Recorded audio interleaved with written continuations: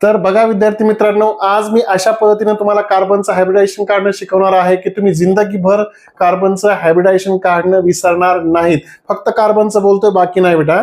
लक्ष द्या, जर कार्बन कंपाऊंड मध्ये कार्बनच्या भोवती जर किती 4 सिग्मा बॉन्ड असतील, काय असतील 4 सिग्मा बॉन्ड, त्यावेळेस त्या कार्बनचं हायब्रिडायझेशन असतं बेटा sp3 हायब्रिडायझेशन. काय असतं?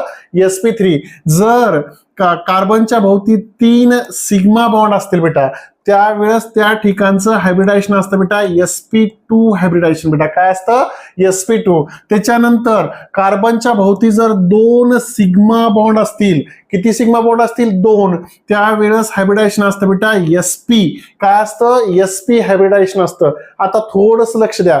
आता मी काय सांगितलंय, सिग्मा बॉन्ड जर 4 असतील तर sp3, सिग्मा बॉन्ड 3 असतील तर sp2, सिग्मा बॉन्ड किती असतील? 2 असतील तर sp हायब्रिडायझेशन. समजा माझ्याकडे या ठिकाणी एक असा कार्बन आहे बेटा, 1 2 3 आणि या ठिकाणी दुसऱ्या कार्बनला अटॅच आहे. आता पुन्हा इथं हायड्रोजन आहे, इथं डबल बॉन्ड आहे, त्याच्यानंतर इथं हायड्रोजन आहे, या ठिकाणी काय हायड्रोजन आहे. आता या कार्बनचं हायब्रिडायझेशन कशा पद्धतीने कॅल्क्युलेट करायचं सांगतो बेटा. आता मला सांगा, या कार्बनच्या भोवती सिंगल बॉन्ड आहे. सिंगल बॉन्ड आहे म्हणजे हा सिग्मा आहे, हा सिग्मा आहे, हा सिग्मा आहे आणि हा सिग्मा आहे. या कार्बनच्या भोवती किती बेटा? 4 सिग्मा बॉन्ड येते. किती येतं? 4 सिग्मा आहेत.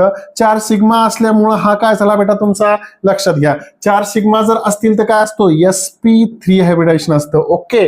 त्याच्यानंतर बेटा लक्ष द्या, आता हा जो कार्बन आहे, या कार्बनच्या भोवती 1 सिग्मा, हा दुसरा सिग्मा, त्याच्यानंतर हा तिसरा सिग्मा आणि डबल बॉन्ड मध्ये काय असतो बेटा? एक पाय बॉन्ड असतो. म्हणजे पाय बॉन्डशी आपल्याला काही घेणं देणं नाही. परंतु या कार्बनच्या भोवती किती येतं बेटा? सिग्मा. 3 सिग्मा.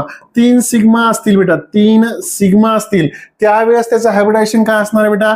3 सिग्माचं असतं बेटा sp2 हायब्रिडायझेशन असतं. काय असतं? sp2. त्याच्यानंतर हा कार्बन आहे, या कार्बनच्या भोवती चेक करा, 1 सिग्मा, दुसरा सिग्मा, हा तिसरा सिग्मा आणि एक पाय. पायशी काही घेणं देणं नाही.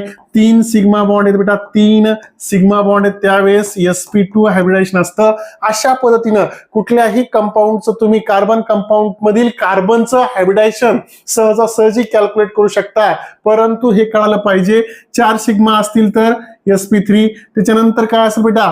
3 सिग्मा असतील तर sp2, 2 सिग्मा असेल तर sp. चालतं बेटा. जर तुम्हाला हा व्हिडिओ आवडला असेल तर तुम्ही या व्हिडिओला लाईक, शेअर, सबस्क्राईब केल्याशिवाय राहायचं नाही.